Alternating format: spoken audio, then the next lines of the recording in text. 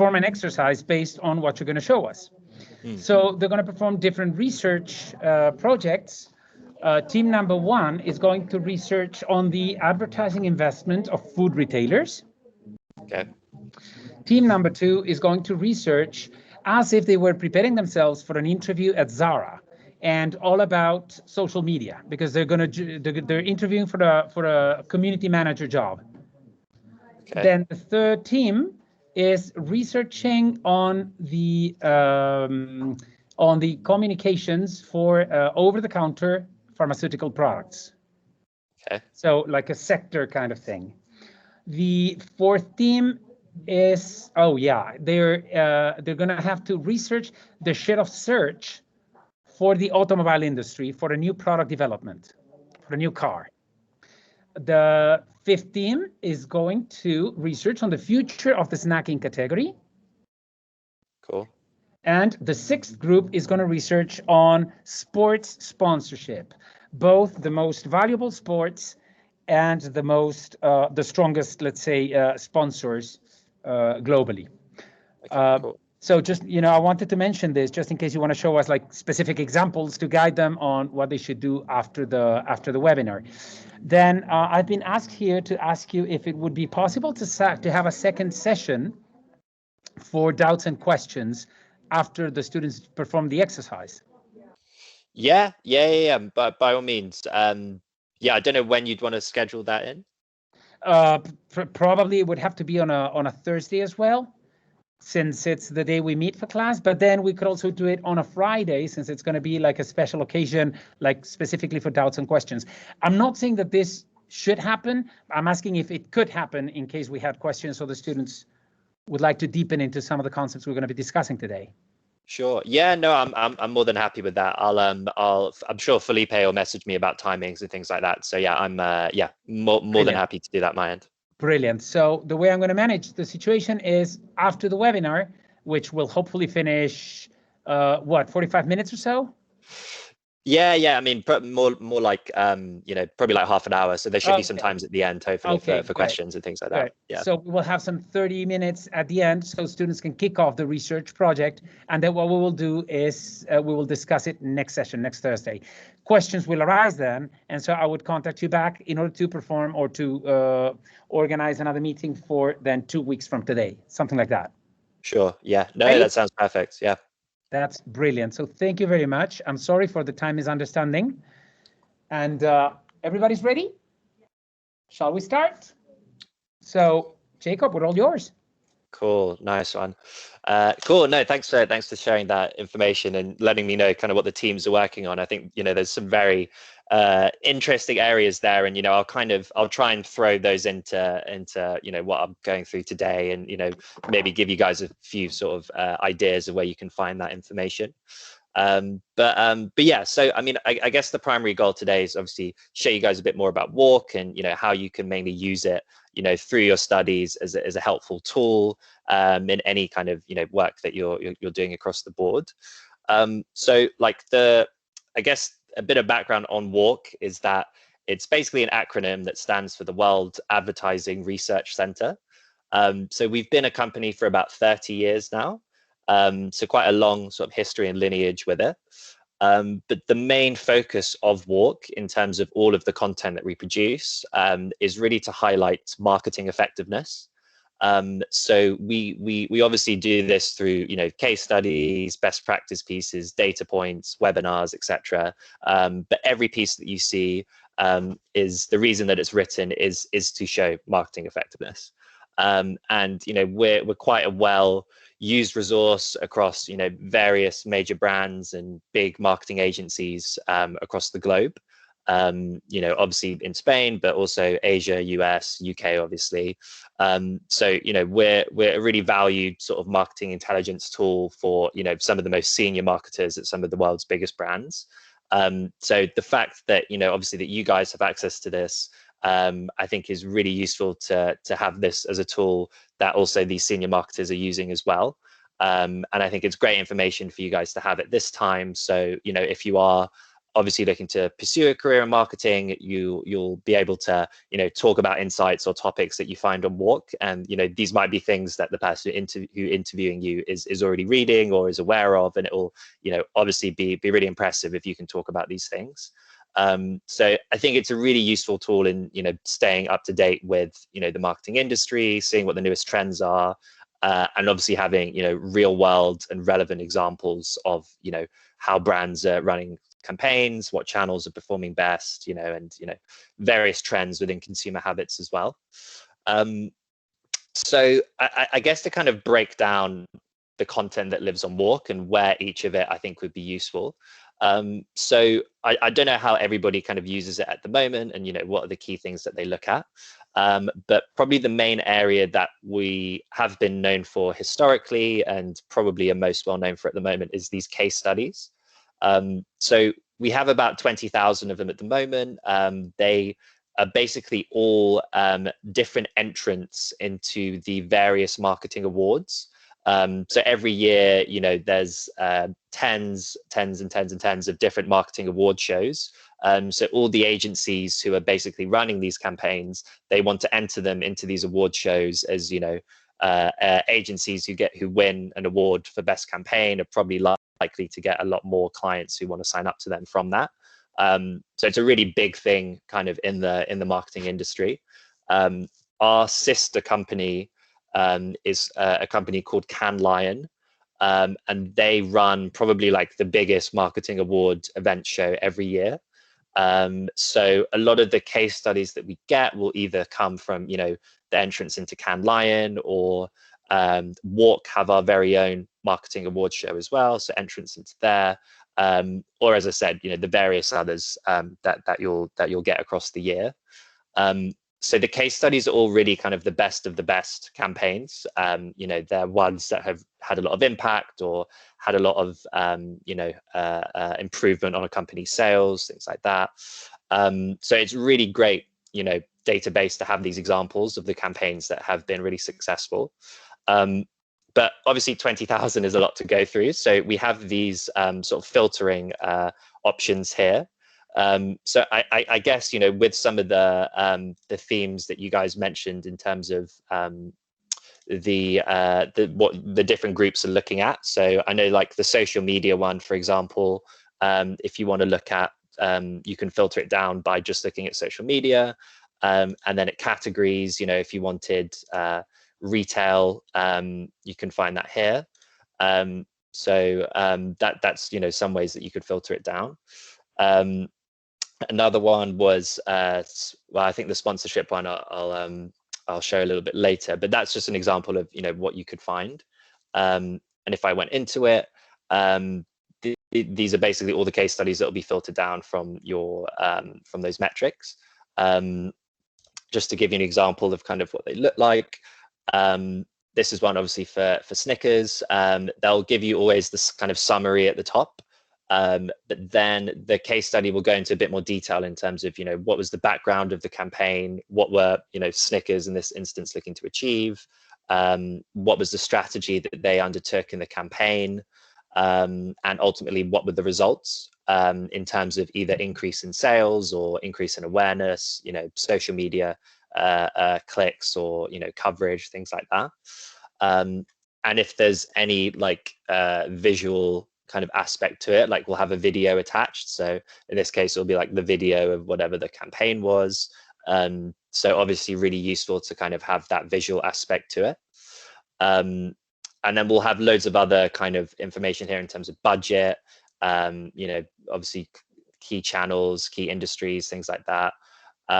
So you can be as specific as you want when you're, really narrowing down the case study. So you can enter in, in all these different filters that we have there, what you guys have been tasked to find. You can put in the campaign objectives or specific location, a target audience, things like that. If, something's obviously appealing more to kind of millennials, or, something that's appealing more to kind of parents and families. Maybe the pharmaceutical one might be, appealing to parents and families more, or adults rather than sort of millennials and youth, or even seniors, obviously, as they're more likely to kind of, be doing over the counter stuff. So yeah, like there's loads of different ways that you guys can kind of filter it down. So I would recommend, you try and be specific as you want with it, as that will really just find you, the exact case studies that you're kind of looking for. And as well as the case studies then, so, obviously the case studies is a main area of the site, but we also have a lot of content that, WARC ourselves produce. And that will be more kind of best practice or kind of trends areas. And, the best practice pieces, I think, are really good to see, what's relevant on a certain topic at the moment. So again, if you are going for an interview with, let's say a retail company who's, really looking at expanding into e-commerce, looking at, or if we use this as an example, look, as I know one of you guys are having to do sports sponsorships. So this is actually something that we released a few days ago, so very new and up to date. And you'll be able to see, all the latest and key insights that we have, on the topic of sponsorship. So looking at how, it performs across different sports, as you mentioned, and also esports as well, is something that we focused on quite a lot, because it's obviously, I'm sure some of you are gamers out there. It's a big category that's growing a lot, and there's a lot of money involved, in sponsoring esports, particularly in Asia and China, where it's it's probably bigger than it is in the West at the moment. But best practice pieces like this, I think, are really good for getting those kind of trend insights. And this is looking at ad investment, from different categories that they have into sponsorship, which is really interesting to see. So if you are looking for those trends and those up-to-date kind of best practice pieces, I would definitely navigate here to these two areas. And the trend reports that we have, will generally be on kind of a particular topic. Like the travel one was something that was quite popular, obviously, in an industry that was very hit by COVID. How's travel gonna adapt to the restrictions and social distancing and things like that. So these are really good to get, I guess, a broader view of a particular topic, which might be useful for some of the kind of seminars or the lectures that you have if you have to do a particular essay on something. So I would definitely try and navigate to this analysis area for that. Like, I know the temptation is always just to use kind of the search bar to find results, which is still very effective. Like for example, one I get asked to search a lot is TikTok, because obviously it's a big emerging channel. There isn't really a lot of history in terms of, how to be effective with it, not kind of like, an Instagram or, a Facebook, which has been around for a lot longer. So a lot of what we've produced in terms of best practice is, looking at, how brands can be effective on TikTok. So whether it be kind of, examples, whether it be, what messages brands are getting across on TikTok that are resonating, how can you engage people on there, etc. So another example of a good best practice piece. But I guess the point I was trying to make is that the search bar can be useful when you're searching, I think, something quite specific. So like if you know exactly what you want and it's quite like a general term, I think the search bar is quite useful. But sometimes if it's a bit more, complex in terms of what you're trying to search for, it doesn't always bring the best results. So in that case, what I would do is I would navigate to this browse by topic area. And this is basically where, all the umbrella topics for WARC content lives. So this can give you an idea of, all the different areas that we cover in terms of, obviously branding, creativity, more data side of things as well. Like, as I said earlier, particularly e-commerce and sort of virtual augmented reality have been really big topics for a lot of the brands that I speak to recently. Behavioral insight, consumer insights, things like that. Obviously different channels. So I think it's really useful for you guys to kind of see this, and then you'll get an idea of, the different areas that we cover, and then also, where you can find maybe particular things that you're searching for, or a particular task that, your tutor has set you. I think it's really easy just to look at this and then see, exactly where you can find helpful content. We also have a breakdown by categories as well, if anything is specific. You know, as you said, one of the briefs was for Zara earlier, so maybe you just want to look at, you know, clothing in this instance, and you can see everything that we have on clothing. You know, case study for Levi's, or obviously, you know, because of shops having to close everywhere, a lot of what brands have been trying to do is improve, you know, not only their e-commerce offering, but the digital customer journey, which is what this article looks at. And quite a few of my brand clients are in the retail space, and that's something that they've talked about a lot, is, you know, how can they bring the in-store experience online?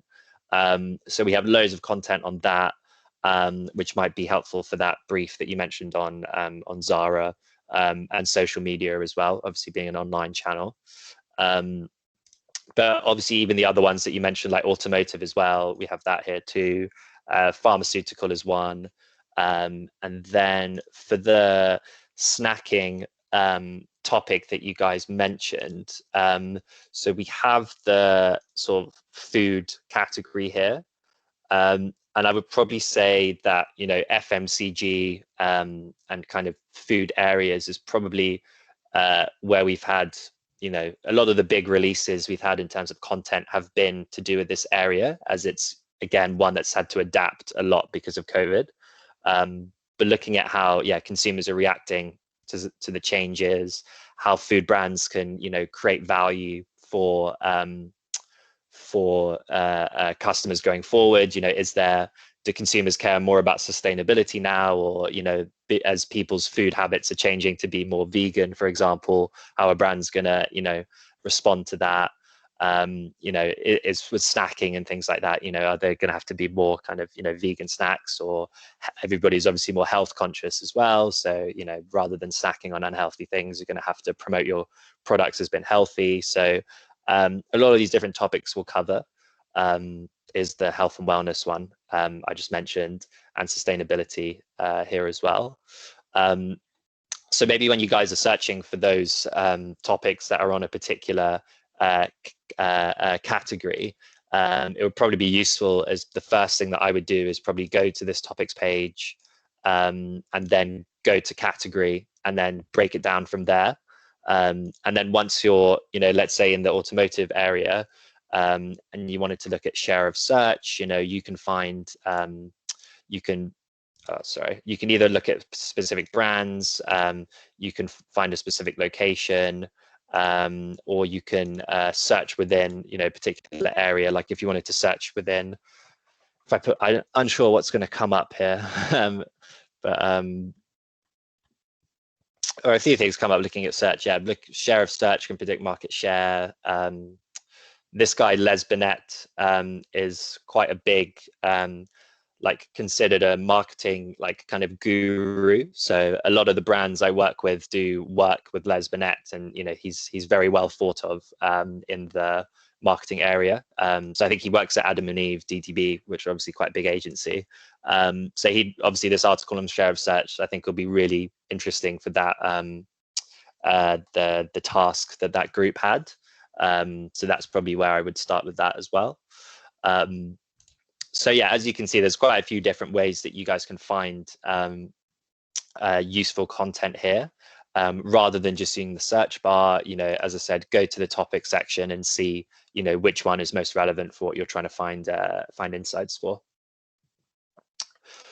So I think that's about it for the analysis section. Or actually, one last thing was the webinars that we have. So these are normally on a monthly basis. We'll release these, and they'll cover quite a variety of topics. So the most recent one was this, looking at trends in media and society for 2021. Kara, obviously, you know, massive agency, part of Dentsu. And this was the guy who kind of, he wrote a report basically on this topic, which he's done a webinar based on.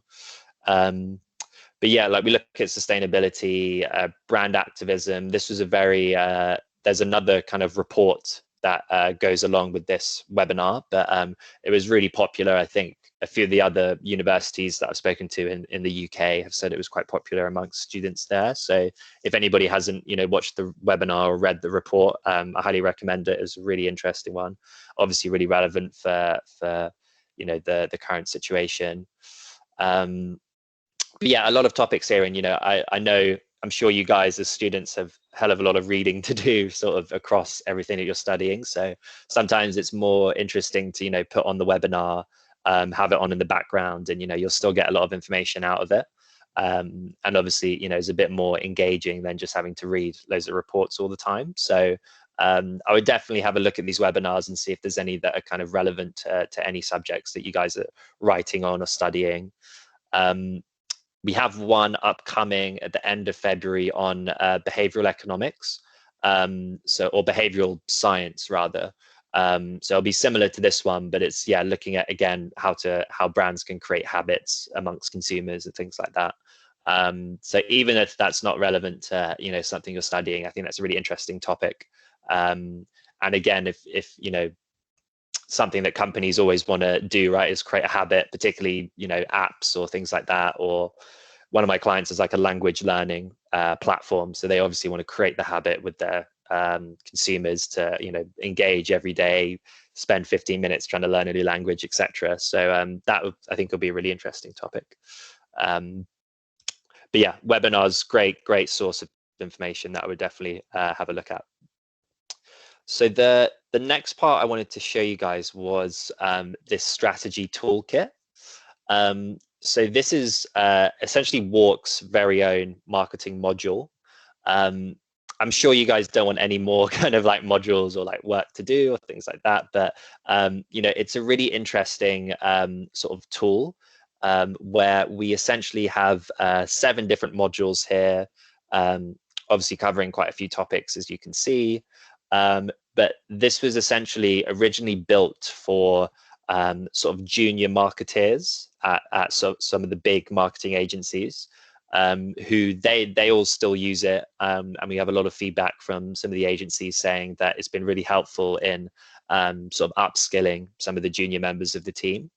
But as a result of that, it's also being used quite a lot by other universities for students to you know, get an insight into, you know, some of the challenges that you may expect if you were to work in a marketing agency. So obviously, you know, it might be strategy that you look to go into, so looking more into what, you know, a strategist does, what clients would expect for you in terms of how you can promote their brand, and obviously consumer behavior I mentioned before, and just looking at some of the, I guess, challenges you might come up against if you know that is your career. Obviously building a campaign, you know, essential to working with the client brief, pitching for a brief, etc. And we also have these tests as well. So, you know, if you do work with Kiehl's, you work with H&M, this might be what they come to you at an agency, and this might be what, you know, you're tasked with helping them with. So this is an example of that brief, and, you know, it's a good way to test yourself in terms of, you know, what you think the solutions would be, what channels would you use, who would you target, etc. So I would really suggest, you know, trying these out. And we also have a short quiz as well. Sort of 3 different ones for the different sections.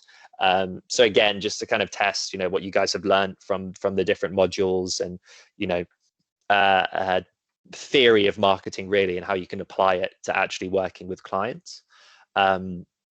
So yeah, I think this is a really invaluable resource really to get that insight into the world of marketing, in terms of it being a career. So yeah, I definitely recommend, you know, even if it's something that's kind of set as, you know, your seminar reading, or, you know, something you can all go away and kind of do the quiz and see how you all did, you know, I think it'd be a useful exercise. So yeah, that was something I wanted to show you guys. Another area of the site we have is WARC data. And this is more of the kind of numbers side of things versus more of the, I guess, longer form articles, or the more kind of wordy articles that we have, that I've showed you so far. Sorry. So for one of the briefs you guys had was ad spend, looking at food retailers. So if you were looking to search for that, WARC data is absolutely the place to find that. So as you see, we have the advertising expenditure database here, which is really, really comprehensive. You know, it covers, so it's basically broken down by country. And then within that, it's broken down by the different sort of media overview. So you can have more general ones here and then more kind of detailed ones here, looking at online search. I know share of search was something that another brief you guys are working on, and obviously more traditional, more modern sort of media sets. But we also have a product category breakdown, and we have it globally. So food retailers was one that you guys mentioned. So if you want a global outlook, which basically looks at those 20 different countries that we have and aggregates all the results, you'll be able to see the ad spend broken down by these major channels. But you can also be more specific, you know, if it was, I'm pretty sure we did Spain. Yeah. So if you wanted to just look at Spain and look at the food ad spend breakdown there, you can do that as well. Obviously, it looks a bit different. TV seems to be the major one in Spain, which kind of makes sense. I'm sure TV will probably be the biggest one for food kind of across the board. But yeah, so really useful database if you guys ever want, you know, the numbers for any ad spend kind of category or specific country or things like that. And, you know, I think we're adding quite a few countries to it this year. So you should see more in there. But definitely the major markets in Europe and Asia and America obviously are all kind of are covered within it. So yeah, that's where for the team that have that brief, that's definitely where I would start my search, looking at the ad spend. But we also have media consumption data as well. So again, if we were to look at an overview, this is basically looking at how different channels have performed in terms of how much people are obviously consuming them. So just to show you guys an example, there's a few different sort of charts, the way it kind of breaks it down, but looking at kind of hours and minutes spent on a certain channel, like online is obviously kind of the biggest, and you can see it sort of gradually go up pretty much, you know, since 2012. But then also looking at TV, radio, press, etc. Games obviously has risen quite a bit, you know, over the last sort of 10 years or so. And we have these for individual countries as well. So we obviously just got Spain on here, but you can look at Europe overall, or any, you know, country if you want to see how, you know, Asia obviously differs from Spain, or like Japan differs from Spain, something like that, then you can do that comparison. So really, really interesting statistics, and I think really useful to see how channels are performing in terms of time people spend on them, which is obviously where they'll consume most of the advertising. What we also have on the data section, so we have profiles of some of the key media owners as well. So looking at how companies are spending on their platform. So this ranges from looking at kind of obviously Alibaba focused in China, but like Google, Alphabet, Amazon, Facebook, JCDecaux, so more, you know, traditional channels, Netflix. So if just show Netflix as an example, looking at kind of the revenue numbers, streaming revenue that they've got broken down on a quarterly basis. Obviously pretty nice increase for Netflix over the last sort of 10 years or so. The year-on-year change in terms of spend, subscriptions obviously going up loads. So for companies who are obviously wanting to assess which channel would be most effective for them, the media owner profiles are really useful if, you know, they're considering, do they want to do Netflix, or do they want to do Facebook, do they want to do both? It's really interesting for them to see how those revenue numbers have changed. Another thing, I don't know exactly, you know, how relevant this will be for some of the activities that you guys do, but if you are, you know, working on a example campaign and you want to see what the ROI return is, you can do that. So we have this benchmarker report where you can benchmark your own ROI. So you can, you know, if you had any example kind of, you know, what the cost is, you know, with the campaign or the media costs and the sales value, you can benchmark it and then see how that campaign would perform. So this is a really useful tool for, as I said, kind of agencies and brands looking to know, you know, what their ROI should be, as the benchmark is basically against all of the case studies that you saw earlier. So you're benchmarking against the best of the best campaigns, basically. So really useful tool that, as I said, a lot of the agencies and brands that I work with use. So it could be quite an interesting thing for you guys to look at and get an insight into, how brands can measure ROI and, what is a good ROI in terms of a campaign. Sorry, Jacob, can I interrupt? Yeah, sure, of course. I have a question. I don't know if anyone in the room, if you have a question, just raise your hand and I will transmit your question to Jacob.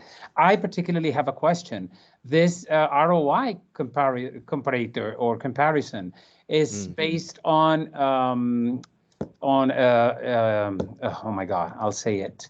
What kind of return are we looking for? Is it outputs such as reach or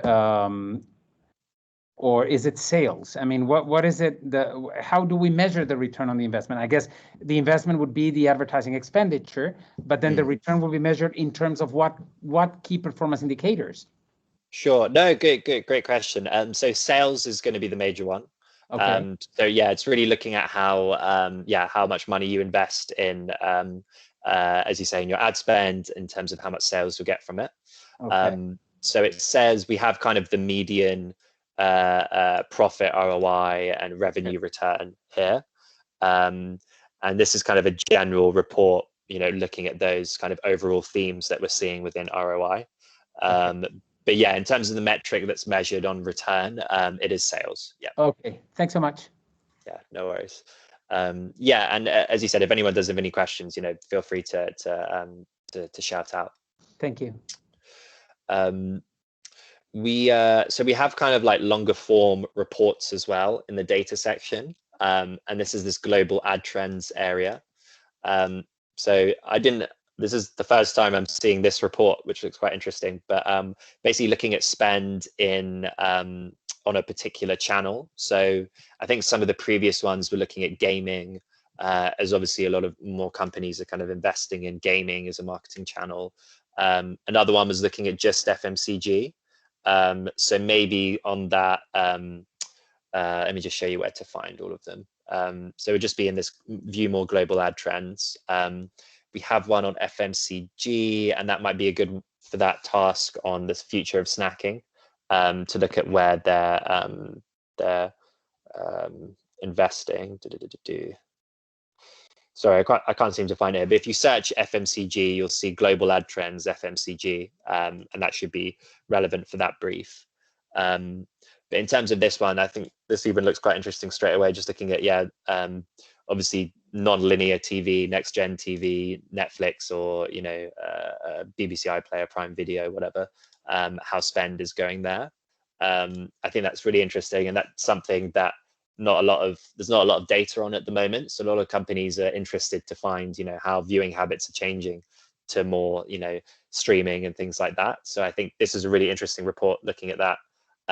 We obviously have predictions as well, looking at to double worldwide by 2025. So really useful to see how things are looking to pan out in that particular channel. And that's what all of these ad trends reports will do. So yeah, I would definitely sort of look into that, as I think there's some really interesting sort of points in there. I think the last thing to show you with data really is just this data point finder. So this is more like, I guess, short form kind of data points. So they'll either be looking at kind of, how channels are performing, different consumer habits, things like that.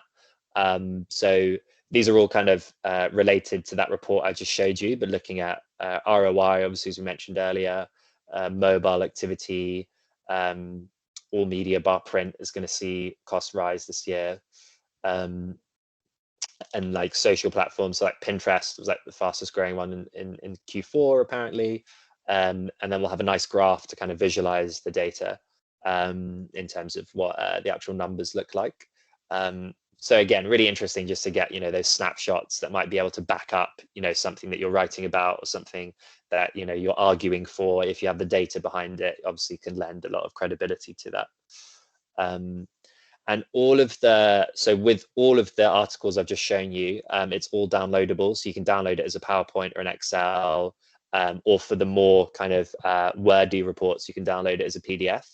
So easy to share, get the raw numbers behind the data that you see there, or get it in a PowerPoint. So it's quite nice and visual to look at. and the sources of each article will be at the top. So the ones that are released by WARC will just have kind of the author at WARC and, you know, what series they're part of on the WARC platform. But some of the other ones will either be written by like a guest editor, or, you know, we do actually have research papers, which you can find here. So there, you probably have access to these kind of elsewhere, but like, you know, the Journal of Advertising Research, things like that. So ones that are a bit more, you know, academic or scientific and, you know, how they apply these themes. Those will have, you know, the exact kind of journal, the authors and the page numbers. So it's quite easy to kind of quote from those. So if you guys were ever wondering, yeah, where the sources are, that's where you'll find them, sort of at the top here. So I think that's probably the main areas for data. And I think really the last area to kind of quickly show you guys is the WARC rankings. So this is basically like blended lists. So all of the different award shows I mentioned earlier, we basically take all of, you know, the winners, or, you know, where companies have ranked in those. And we essentially create these kind of 100 lists of either, in this case, the most creative, or we also have effective or media 100. And what you can see is, you know, what were the top campaigns of the year. Burger King and Nike generally always sort of finish near the top with them. You can have a look into the campaign as well, so you can see the video and a bit more details about it here. But it's really useful to see what, you know, the highest ranked campaigns would be. You can obviously see the brand, what agency it was, what location, and then we have these other 100 lists for just agencies in general. So you'll be able to see the ones that have been, you know, most critically acclaimed really for their campaigns. You know, what network they belong to, you know, what location, etc. And likewise with brands and countries. So I think really good, you know, to get these kind of real world rankings, you know, of this year. Jake, go ahead. One more question. I see the button there, use table builder. Does it work like a pivot table where I can cross whatever I want with whatever I want? Good question. Let's have a look. Not gonna lie, I haven't used this table builder before. Okay, sorry. I think you can basically kind of, I guess, rather than have three separate things here, you can kind of create one list that's built off information from the three different rankings, if that makes sense. Yeah, so you filter, there you go. So you choose the results, you choose if you want to, content type, agencies, blah, blah, blah, blah. Yeah, so there you go. Yeah, it's sort of like a pivot table, less flexible, obviously, than it would be on Excel. But this is really cool.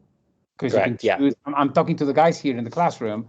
Guys, you can search for the industry you're looking for, the country you're looking for, and then cross that information and get the total investment or the effectiveness of the campaign or the creativity used, and so on and so forth. This is awesome. I mean, being able to create your own tables creates personal reports based on general databases to which you have access for free, because we have it in the library. So I think it's a great opportunity. Sorry for the interruption. Just wanted to make that point. No worries. Yeah, couldn't have put it better myself. Yeah, I think it's an awesome feature to have, and yeah, you can be as kind of flexible as you want in terms of, you know, product categories or, you know, locations and everything. So yeah, I think it'd be a cool thing for you guys to try out. And yeah, obviously we have, you know, the effective and media versions, and then we also have the campaign library, which is just basically looking at all the different. We have like a summary report sometimes of the list and some of the key themes that we saw, but then the individual kind of campaigns you can see here, and, you know, you get the database of, you know, the videos basically of what they look like. So it can be quite an interesting thing to delve into. Cool. I think probably the last thing to show you guys, like there is a few other sections to the site, like, but I think these are more these are relevant for brands and sort of agencies who use it. But the last thing that I think would be interesting for you guys, so it's quite hidden. It's right at the bottom of the page. I think it probably should be more displayed, but we have these company profiles. So we get these from Euromonitor, I don't know if the university already has a subscription to Euromonitor, but they're one of our content partners. And every quarter they'll put together these kind of reports into these, massive kind of companies and the biggest advertisers in the world, basically. And it will be like a quarterly report breaking down, how the company has performed over this last quarter, what are some of their key areas of investment, which of their products have performed best, and where they're sort of ranking in comparison to their competitors. So it's really interesting to get up-to-date insights into how these big advertisers are performing, and trends in terms of what they're seeing in products that are selling the best. Which region are they performing better in? What are their key growth areas going forward? Obviously, you're seeing here, the top 10 companies in packaged foods, Nestle, Danone are fifth. So I think really, interesting insights into how these companies are performing. And these reports, if you were to pay for them directly from Euromonitor, literally cost thousands of pounds. So it's really valuable information that you guys can access, as for free, and sort of play around with. And we cover a lot of different companies, as you can see here, mainly kind of retail, FMCG, but we also have sort of luxury, Coty, L'Oreal, but yeah, just mainly the biggest advertisers that we cover. So yeah, definitely recommend, if these are sort of categories that you're looking to investigate. I know pharmaceutical was one that you guys mentioned. Might be interesting to look at how one of the biggest pharmaceutical companies are, how they're performing, really, what are they doing in their growth strategies and things like that. So yeah, I think really useful kind of database of reports there. And yeah, at the very bottom of the page, so you do have to scroll down a bit to find it. This was just to highlight this article quickly, because I know one of the briefs was on sponsorship. This again was something that we've looked at in the last few days, and looking at how it's going to change in the next few years. So I think this would be a really interesting one to read for that. Has a global perspective as well, so looks at obviously football, but rugby, cricket, things like that. So yeah, I think would be a good place to start for that brief that you guys are working on. But yeah, I think that's about everything. I realize I have been talking for a while, so you're probably all bored of listening to me at the moment. But that I think that's the key areas that I would focus on, if I were you guys. And I know that's a lot of information to kind of throw at you, but hopefully some of that has been useful, and you can see a few areas where WARC can be helpful in your studies. Definitely. I don't know if we have a couple of minutes for questions. Do you have questions? Yeah. No, probably you're overwhelmed with information right now. They even look scared. Let me tell you, Jacob. I have a question. In preparing this session, I watched your previous video, and I was very interested on your share of search kind of information. Could you show us a little bit of that? Yeah, sure. So we, if you went to like the topic section, and then we can find search in the channels area. So if we did that, so we have quite a lot of, I guess, articles within sort of search marketing and things like that, or even just looking at kind of Google, which is obviously going to be the main sort of area for that. I guess, were there any particular things that you're interested within share of search? Well, actually, one of the projects was an overview on the share of search for a new product development for the automotive industry. Sure. A suggestion on how to ease the guys' work? Yeah, I mean, I think you can probably start by looking at these sort of general articles on share of search, and why it's important, how to measure it. Obviously, this Lesbinet thing, as I highlighted earlier. And even if you searched, share of search, I think this is a good term to search, as it's quite specific. And and yeah, looking at how it's going to be, how it can help growth, or, you know, we had a guide on new research and marketing, which obviously covered share of search, as it's a relatively new thing.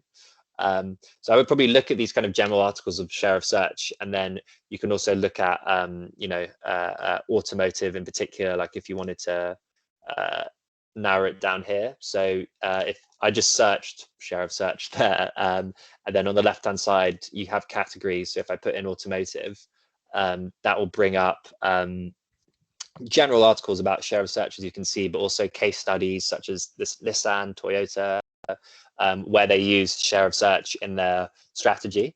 So this might be really interesting to see how, you know, directly share of search has impacted the sales or, you know, performance of a campaign. So that's probably how I would do that brief and begin my kind of investigation. And we have everything from, you know, more luxury cars like Lexus or Porsche, or, you know, more standard everyday cars like Nissan. So there's a lot for you guys to get stuck into, as well as some of the more theory behind why share of search is important and how, you know, in theory it can help growth. That was just brilliant. Thank you so much. No worries.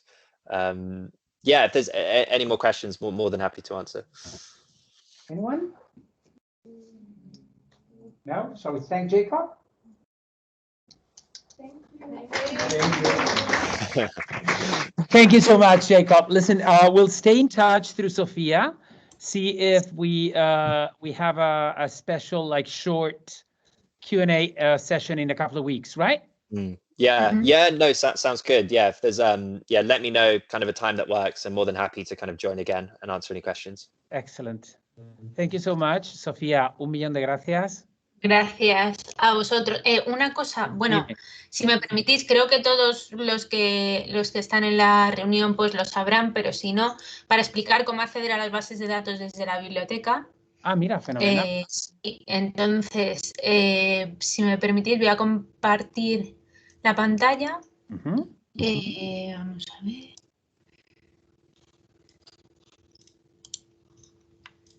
Que me ha faltado al inicio. ¿Lo veis ya? Sí, Sofía, perdona. Sí, yo creo que dime. podemos darle las gracias a Jacob y ya dejarlo Sí, ¿no? Sí, por supuesto. Claro que sí. Thank you so much, Jacob. Talk to you soon. Jacob. No problem, guys. Take care. Bye. Bye. Bye.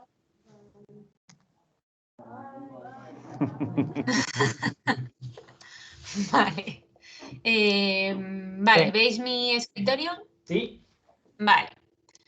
Vale, pues entonces desde la página web de la biblioteca, bueno, si estáis en la red de la Autónoma, pues podéis acceder directamente, y si estáis desde casa, tenéis que acceder a través de VPN, ¿vale? No sé si todos lo tenéis, pero bueno, para acceder a todos los recursos electrónicos tenéis que estar conectados con el VPN, ¿vale? A la red de la Autónoma. Es un software que se puede descargar desde la página aquí en acceso remoto.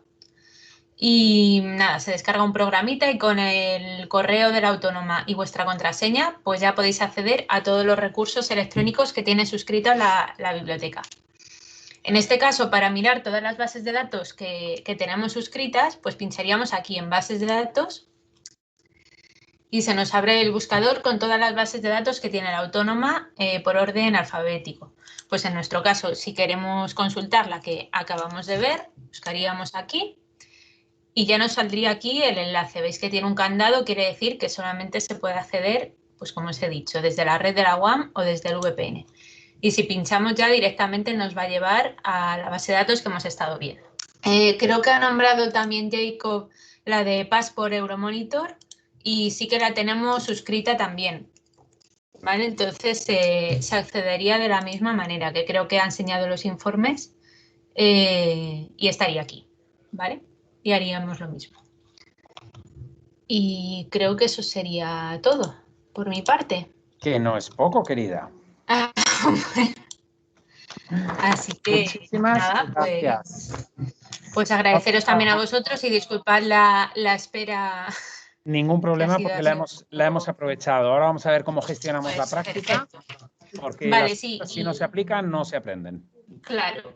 Y nada, luego pues para poder concertar otra cita, pues ya miraríamos la bibliografía en una fecha que tengamos libre, pues si queréis poner la siguiente. Perfecto. Yo no, Vale. lo que hacemos es, la semana que viene veremos los resultados de la aplicación. Vale. Y si surgen dudas, yo os escribo y concertamos cita, ¿vale? Muy bien. Muchísimas Pues gracias, muchísimas Sofía. gracias. A vosotros. Aquí te dicen muchas gracias todos. Chao. Igualmente. Hasta luego.